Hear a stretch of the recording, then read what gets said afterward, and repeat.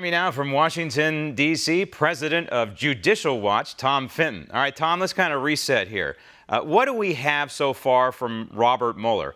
We have, by my count, this most recent plea to perjury by General Flynn, not unlike the Paul Manafort investigation or that arm of the investigation. You have one perjury charge on one end, you have another perjury charge on another, and two people pleading apparently guilty to these. But that's what we have so far. So here's the question. Is this the tip of the iceberg? Is this General Flynn about to flip on somebody else, maybe a bigger fish? Or is this all that Robert Mueller has?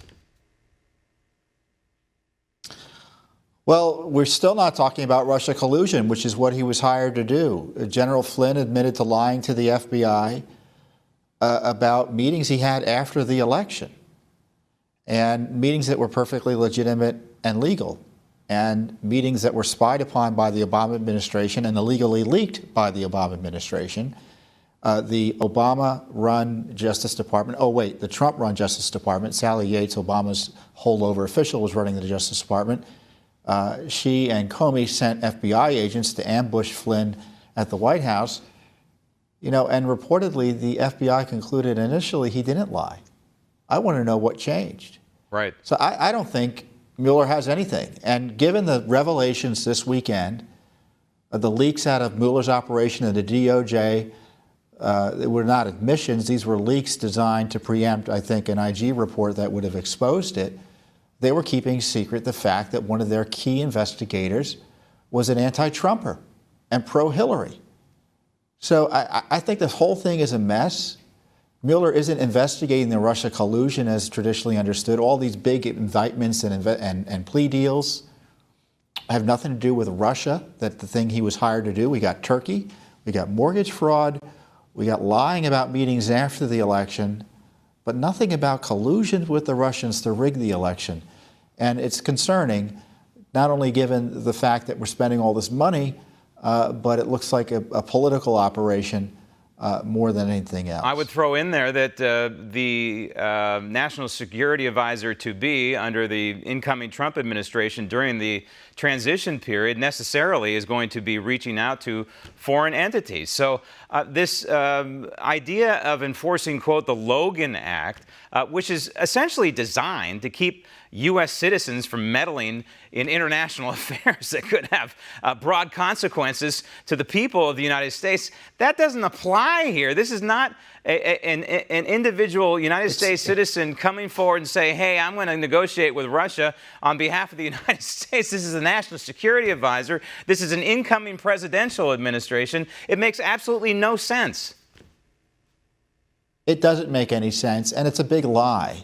It was a pretext to go after the Trump team and specifically General Flynn. The Logan Act is basically never enforced, and you would never obviously enforce it against an incoming administration that was talking to foreign leaders. It's absurd, it's corrupt, and if I were President Trump, I would demand the Mueller operation explain itself. Reportedly, his appointee, Mr. Rosenstein, is supposed to be monitoring this. What is going on over at the Justice Department that Mueller is able to do all of this without sufficient oversight? This is what I sense, Tom. I believe that it's the deep state. It's the so-called maybe fourth branch of government, and I don't believe that the Trump administration issued enough pink slips when they came in, and they didn't get rid of the Obama holdovers, or for that matter, the Clinton holdovers. They should have pink slipped everybody. From what I understand, that wasn't done. But when we go back to the Flynn matter, that brings us to presidential... Well, hold on a second. Rod Rosenstein is an appointee of President Trump. Right. He's the #2 official of the Justice Department. Rosenstein knew, it looks like, about this FBI agent who was an anti-Trumper. What's his excuse for keeping it from the American people for 5 months? He still hasn't owned up to what went on over at the FBI. The director of the FBI, Robert Ray, I think his first name is Ray. His last name is Ray. I forget what his first name is. He obviously must have known about this, and they've been covering it up. No excuse. It's not the deep state in this regard. It's the top state.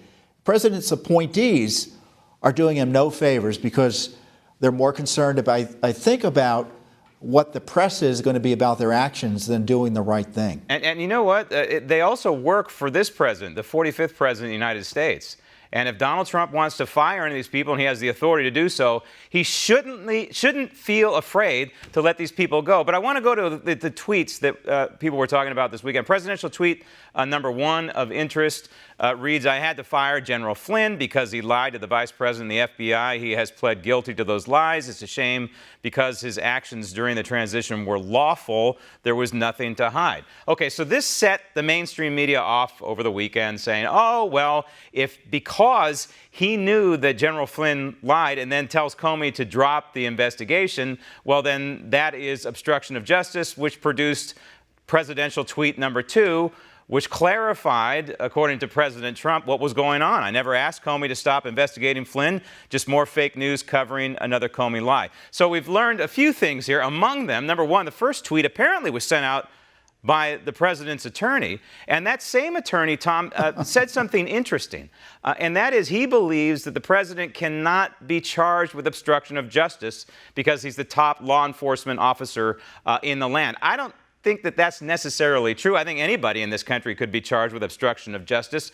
But I think I understand what he's saying, and that is if he wants to fire the FBI director, that is James Comey, he has the constitutional authority to do so. Well, that's right. I think in theory, maybe, I don't know whether he could be charged with obstruction of justice.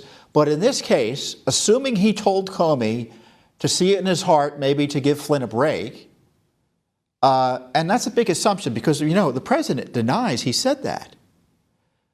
But the president is the chief law enforcement officer. He is the head of the executive branch. He is allowed to have an opinion and express it about Justice Department investigations.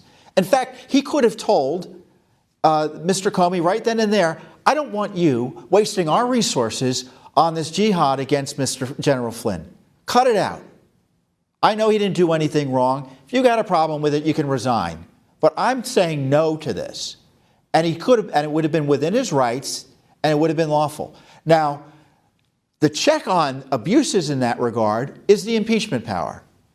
And are they going to start impeaching presidents because he's telling the Justice Department how to not to abuse its powers in targeting people like General Flynn? I don't think so. All right, so I think neither legally or practically or morally was this obstruction of justice, assuming the conversation occurred, as Comey said.